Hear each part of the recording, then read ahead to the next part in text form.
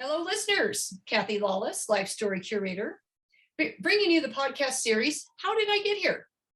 A series of interviews designed for people just starting out in their careers, people in transition, or possibly feeling stuck, and giving them access to the stories of people who've been there, done that, so that they might be inspired with some new ideas, or maybe just comforted knowing they are not alone, that everybody starts somewhere and everybody goes through times of transition and times when they feel stuck. Today, I'm very excited to be interviewing Dave Johnson, who is the managing partner of C² Solutions. Welcome, Dave. Thank you. And Dave is part of my Strategic Connections group. It's my new group, so we've really gotten to know each other, I think, mostly in the last 6 to 9 months. But I do know of Dave's reputation and have spent some time with him at lunches and such, and he's got a fascinating career now, but also I've heard somewhat about his career. So I can't wait to dive in and get into the details of it. Mm-hmm.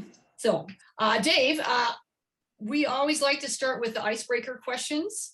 So if you would tell us what part of the country or what part of the world that you grew up in, and a little bit about your family dynamics, you know, where you are in the birth order, how many siblings, and how you think where and the birth order kind of shaped you as an adult. Certainly. I grew up in Western Washington State on a peppermint farm. And, okay, that's unusual just right there. Yeah. And grew up in a family of all boys. I was the oldest, and it was an environment of no blood, no foul. And so it was pretty rough amongst the family. And as you know, usually the oldest in the birth order tends to exhibit a little more leadership because you're expected to. And so I have 2 younger brothers, and there was a number of years where I could yell and they would jump, but we're past that now. Yeah, there was only a few years of that, right? And then all of a sudden they started bucking the system. Yeah. So what's the age difference and what did you guys do for activities? My middle brother is 19 months younger than me, and my youngest brother is 4 years younger than me. We come from a split family. Really haven't known my birth father that well, and I've had 3 stepfathers, so somewhat chaotic. But our activities were really focused, a lot of it outdoors. And when the weather was wouldn't allow for that, we were sat down and said, read a book. And so, interestingly enough, people asked me why I never learned to play chess. And I said, I was never allowed to stay in one place long enough. But you were reading books that you had to be in one place long enough, didn't you? Or Yeah. So it was, it led to, all of us getting in the habit of multitasking, trying to do multiple things at the same time. And some of us outgrew it and some of us didn't. I'm one who didn't. Okay. So you're pretty familiar with that and comfortable with doing a lot of things at one time. Yes.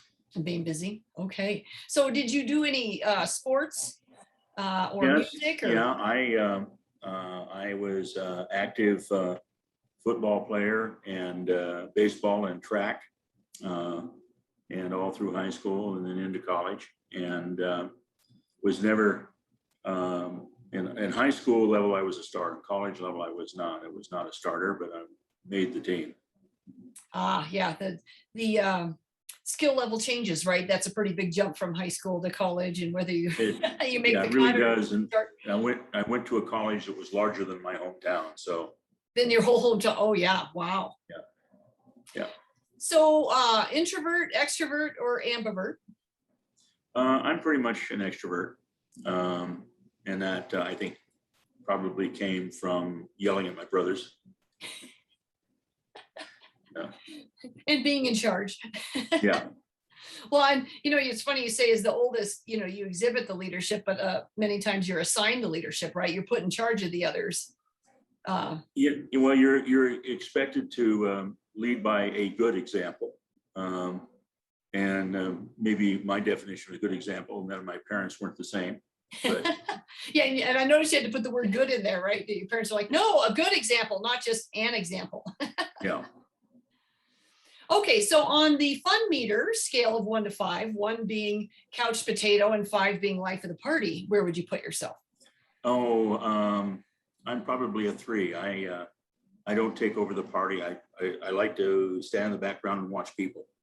It's fun to watch people and see some of the silly things they do. But you do like to go to the party. I do, yeah. So you wouldn't be the one to say, no, I'm not going, I'm just going to stay on the couch. You're definitely going to be at the No, party. I would didn't go to every party. I think that I was happy being at home and doing things there. My wife is defined as a party looking for a place to happen, so she would get me out more often. So she would be the 5 on the scale of 1 to 5, and you would be at the 3. Yes, very much so. Okay. Well, on the risk meter, same scale, 1 being low risk, 5 being high risk taking, where do you put yourself? I have been a risk taker my entire life, and so some of it's worked out, some of it has not, some of it resulted in injuries. It's just that give it a try. One of my friends said, the group I hung out with in high school, our attitude was, you're only young once, let's get it over with. Let's get it over.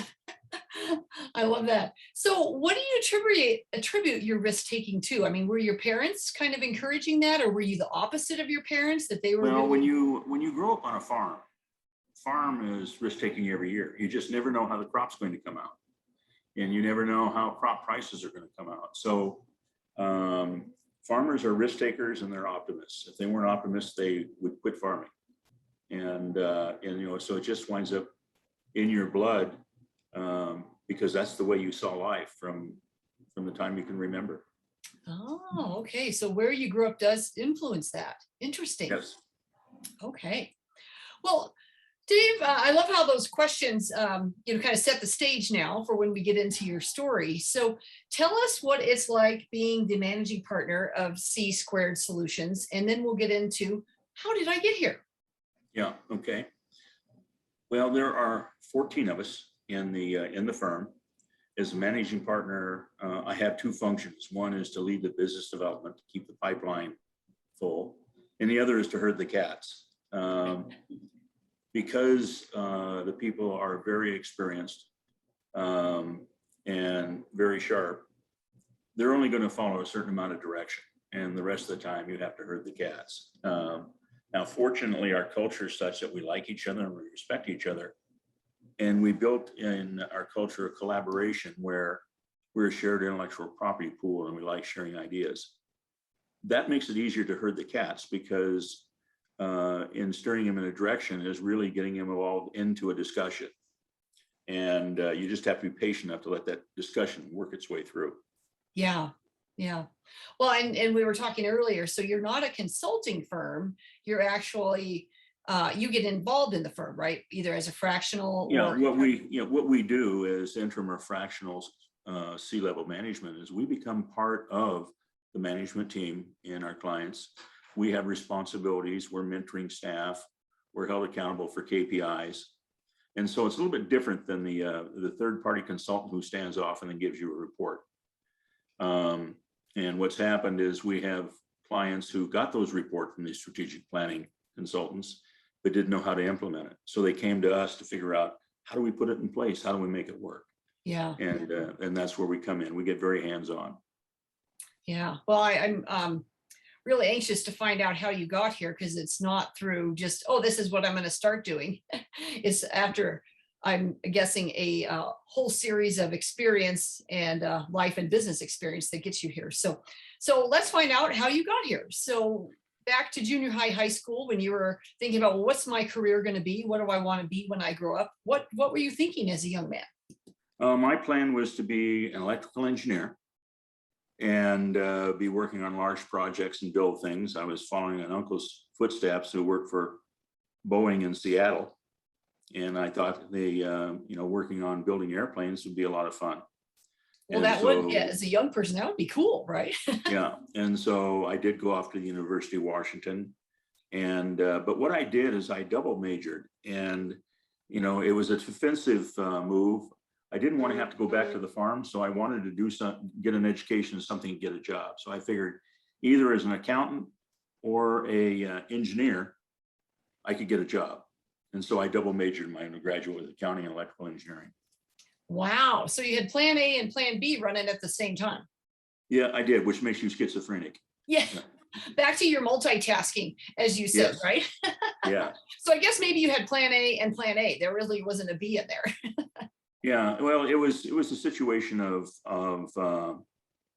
being able to figure out which I like best and which I thought I was the best at. You know, there's a correlation between the things that we like doing and what we're good at. And, you know, that's something that I was trying to figure out in that process. Yeah. Well, and did you come to a conclusion on which direction to go and which you liked best, or were the two different? I was better at business than I was at engineering, although I found having the combination when I went to Silicon Valley was perfect. Because that you had that engineering background or foundational education. Engineering and financial background. Yeah. Yeah. And so that helped both when I was working for large corporations, but also when I started my own business. Yeah. Now, I remember talking at lunch that you had some military service in there. Where did that fit in? Was that before college or after? That was after college. When I graduated, we had a little thing called Vietnam going on. And so I graduated in December and went right into flight training in January. And so that was a little diversion. But then after I got out, I used my GI Bill to get my MBA. Ah, okay. Now, when you say flight training, did you have a choice then to go in as being a pilot, or was that? Yes, I was an Air Force ROTC, and so was guaranteed to be a pilot if I could pass all the exams and be able to to earn the wings, as they call it. Ah, and I'm assuming that you did that. I did that, yes. Mm-hmm.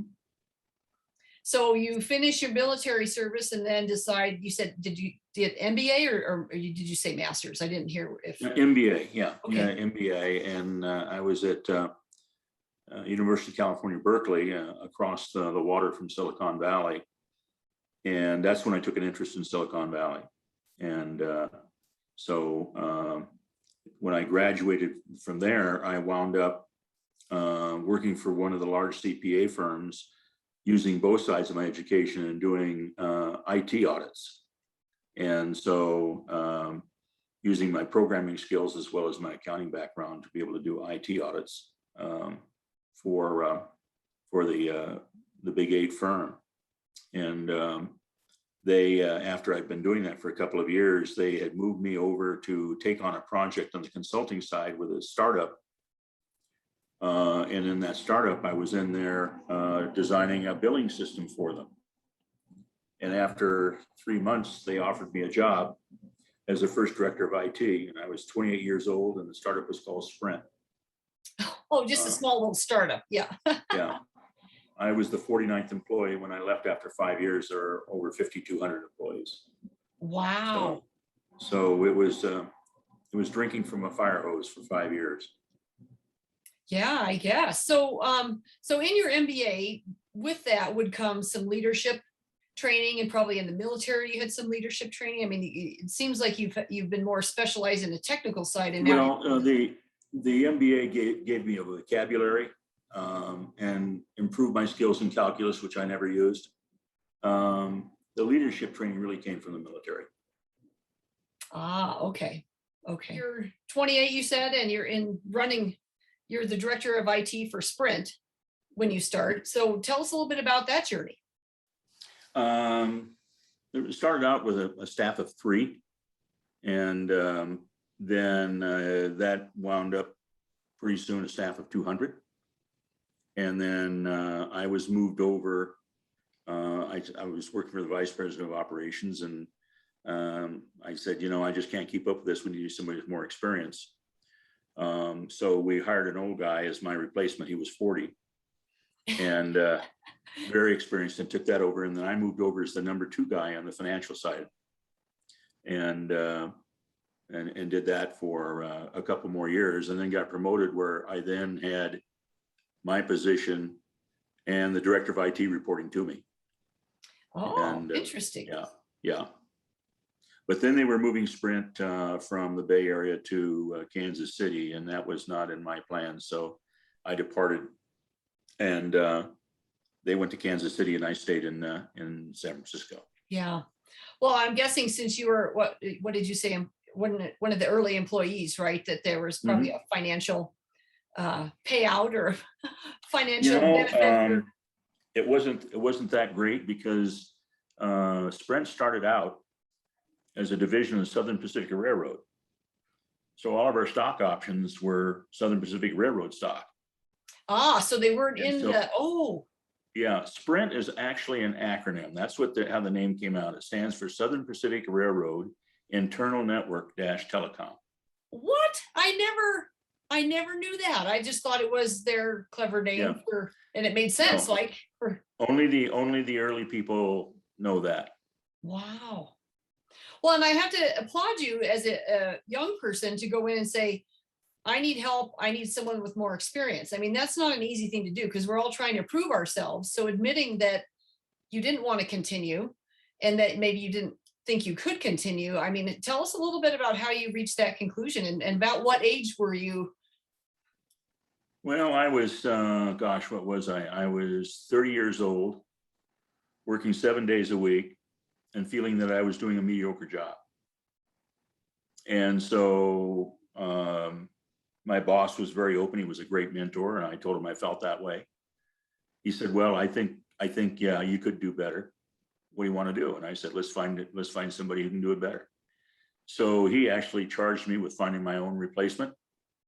On top of what you were already doing 7 days. And then bring him my 2 top candidates and he would make the call.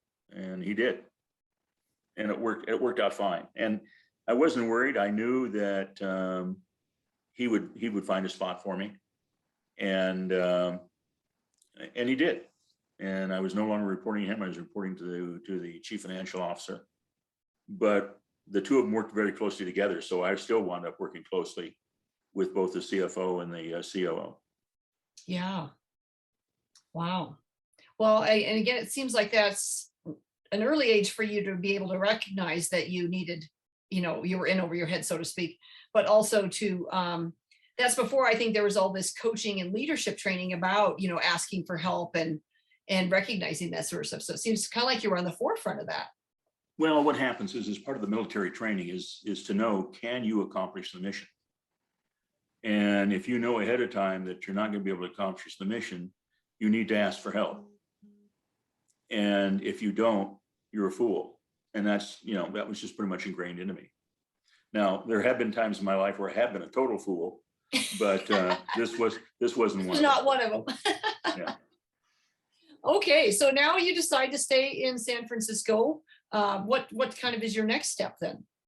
Well, I went to Bank of America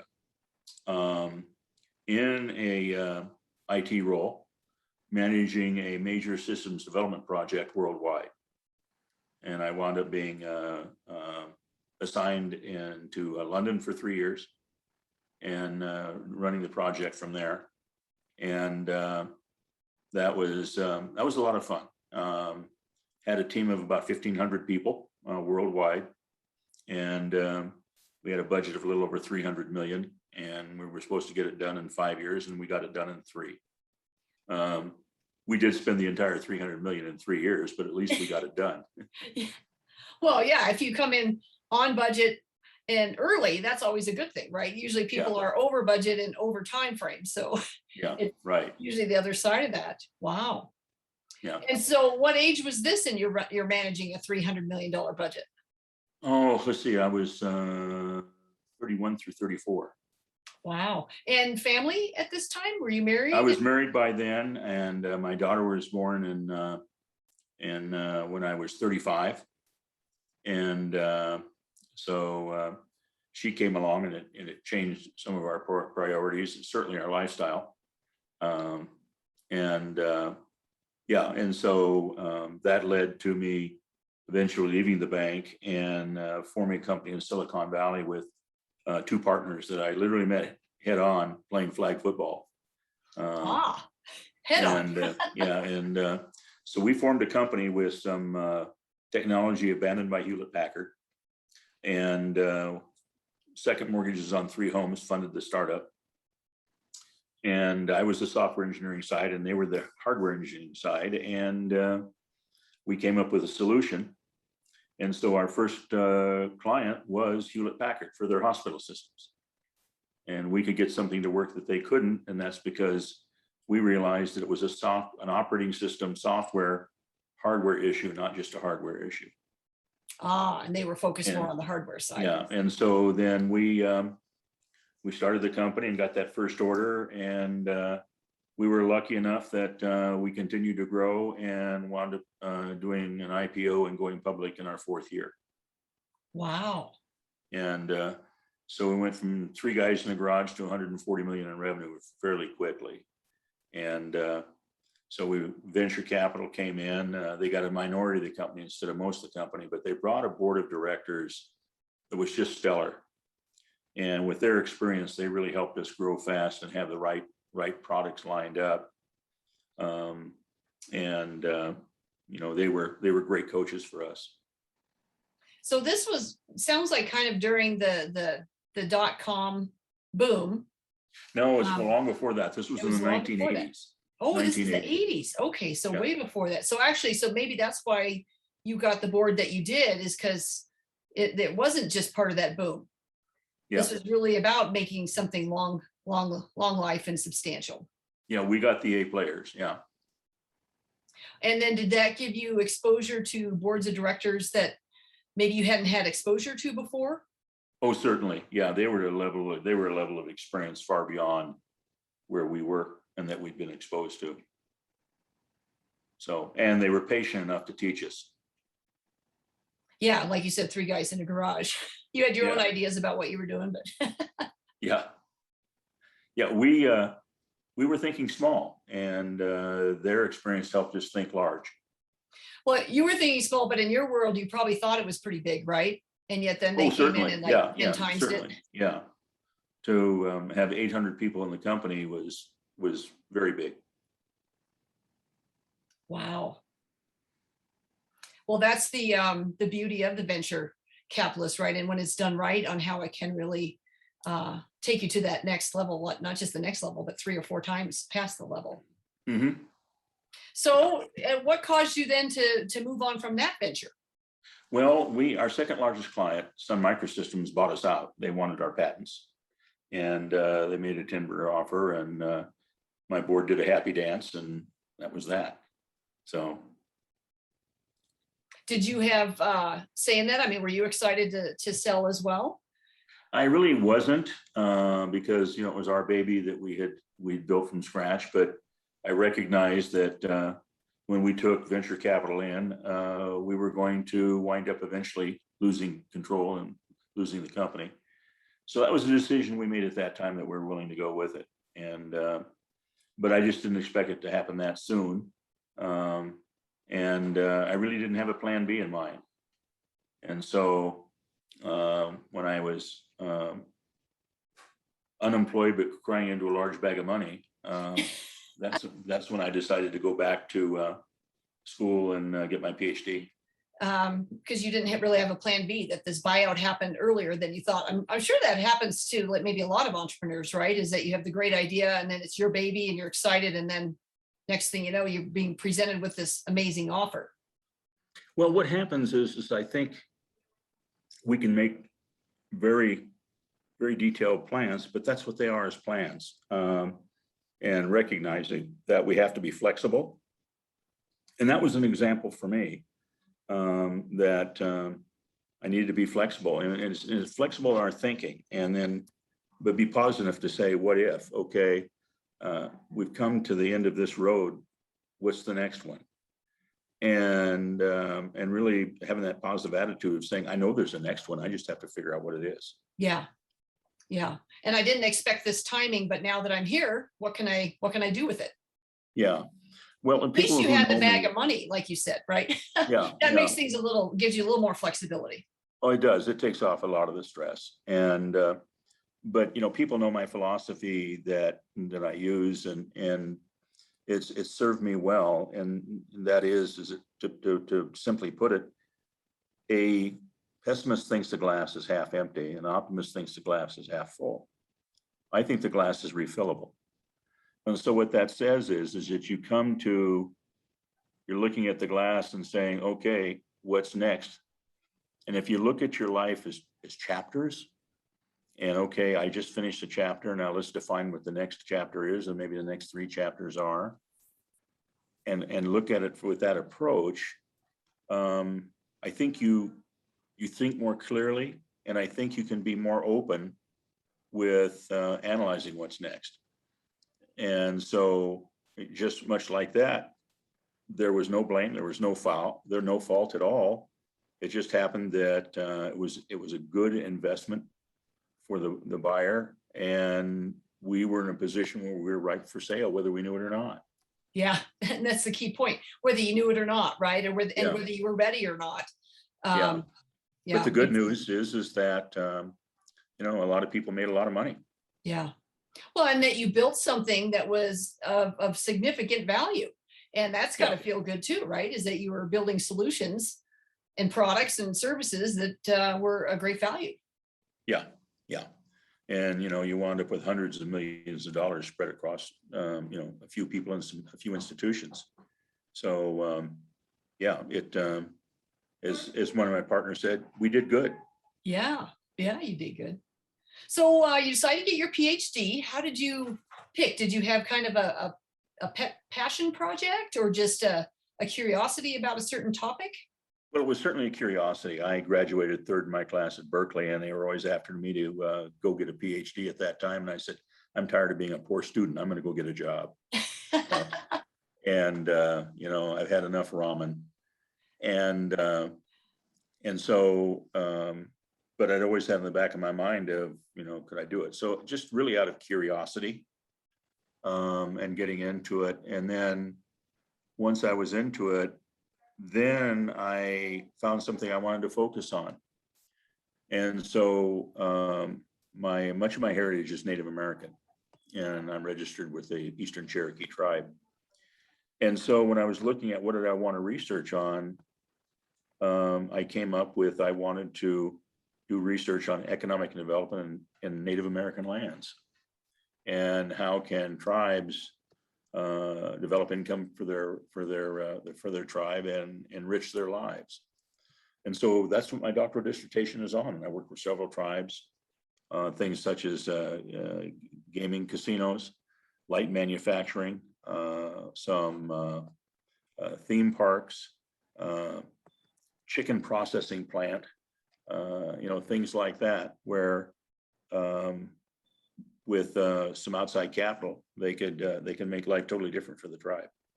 And so I got to participate in some very exciting projects. And my dissertation was then actually something useful rather than just a book sitting on a shelf. Yeah, so it wasn't just pages, it was actually put into action, put into practice. Yes, very much so. Wow. So how long were you in this PhD and this kind of environment, or what chapter was this? I was in the PhD program, and then became a teacher. And the whole thing was 5 years, and then I decided I need to go back to business. Ah, yeah.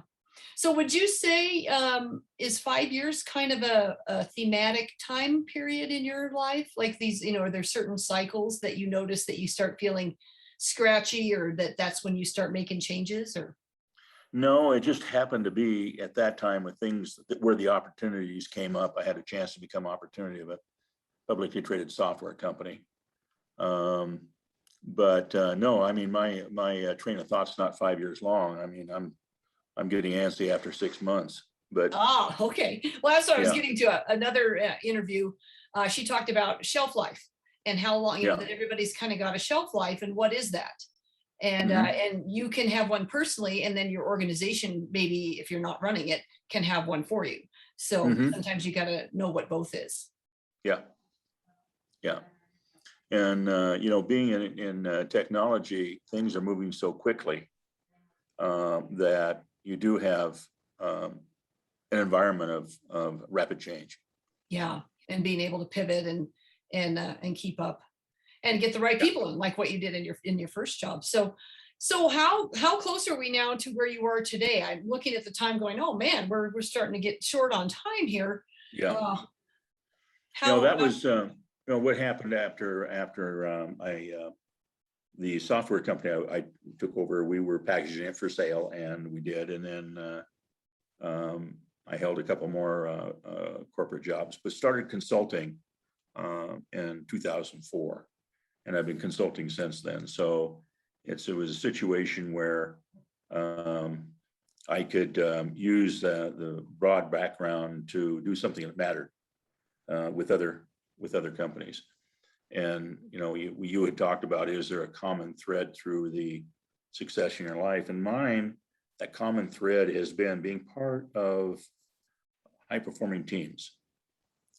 And my skill is knowing how to fit into those teams and contribute. And so as a result of that, when people say, what are you proud of in that career? And I say, what I'm most proud of is being part of teams that have created more than 8,000 new jobs. Wow. So we've helped a number of families, and we've raised a little over 7 billion in new capital for those companies. And so being part of those teams has really been my tailwind in my career. But the skill set is being able to fit into those teams and be able to stay in those teams. Yeah. Well, and to recognize, I remember I was part of a high performing team, and I didn't know it at the time. And it was something I recognized after leaving, when I was kind of bumping up against, why does this not feel as productive as before? I don't feel like we've got the same, like you were saying, tailwind or the momentum or the inertia that we had before. And I'm looking now, so I'm very keen and self-aware about the teams I'm on, and how can I, be paying attention to that high performance. Yeah.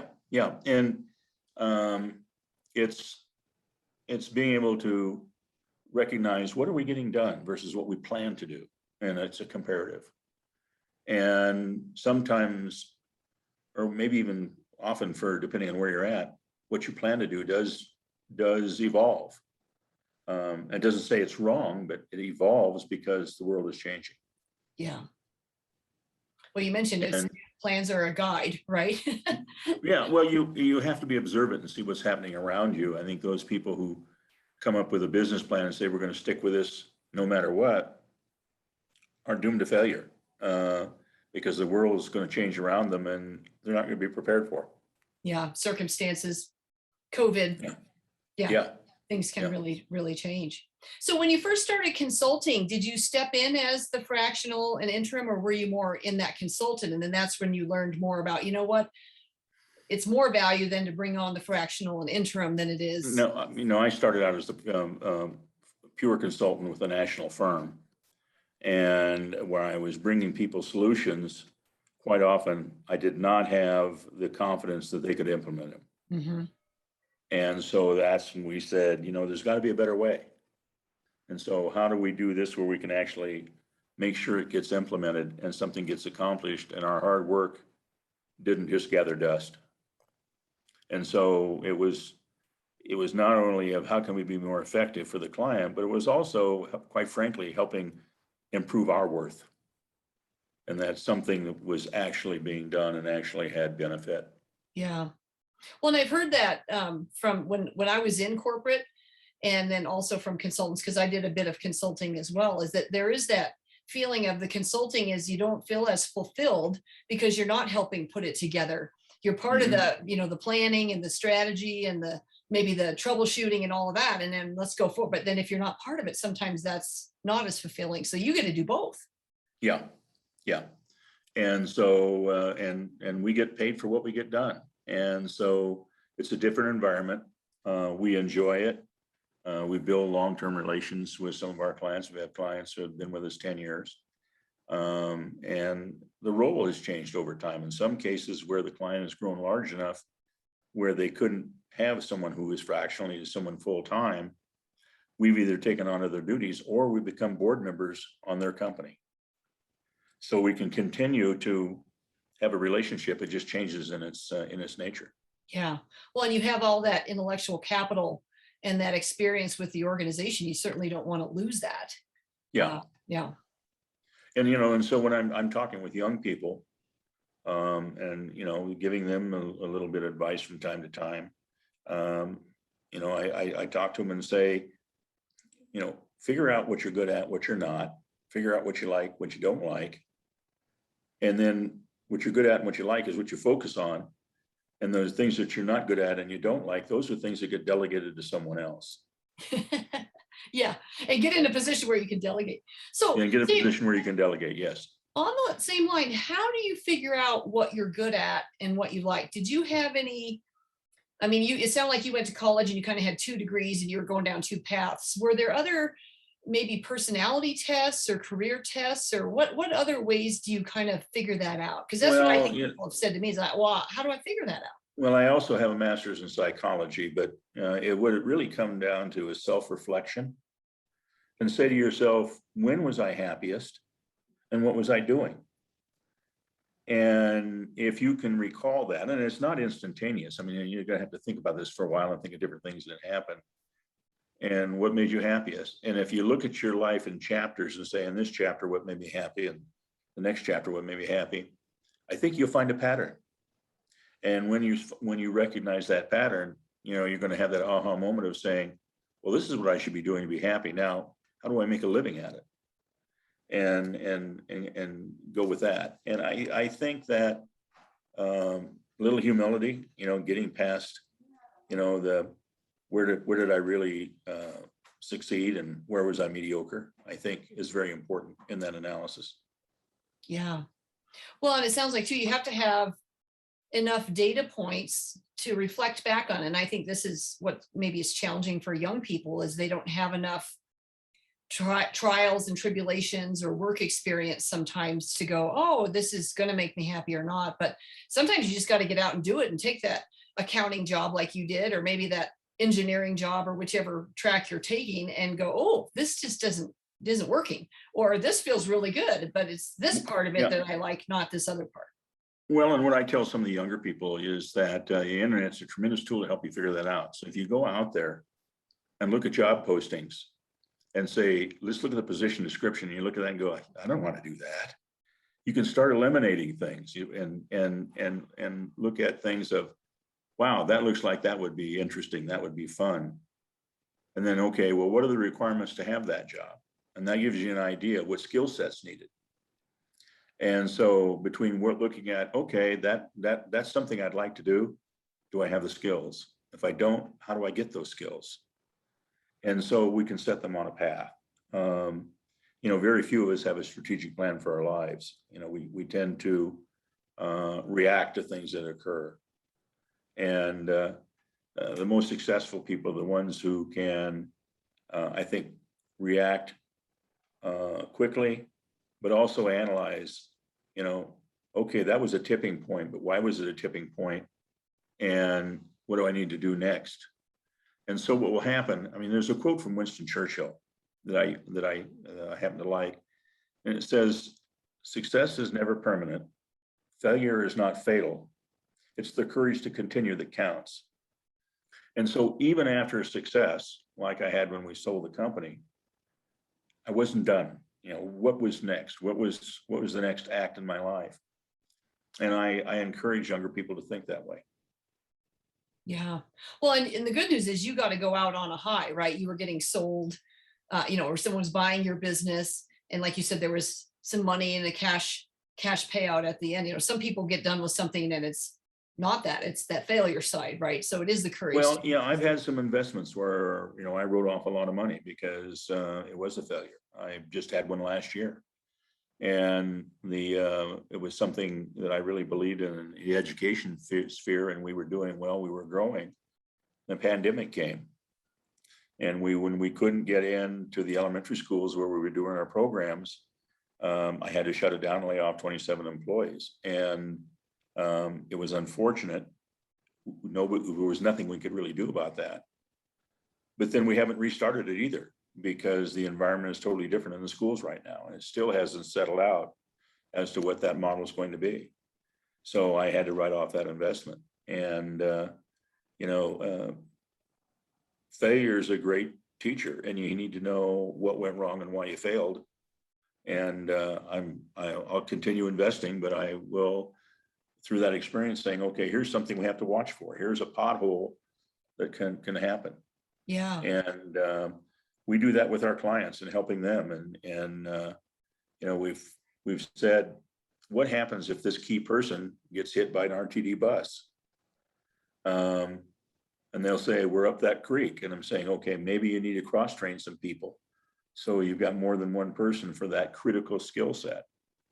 And smaller companies saying, well, we really can't afford that. And I'm saying, you really can't afford not to do it. Yeah, It doesn't you can't mean afford not to. you're going to go out and hire a bunch of people to do that. It says you're going to pick the people that you think have the aptitude and cross train them because they're already on the payroll.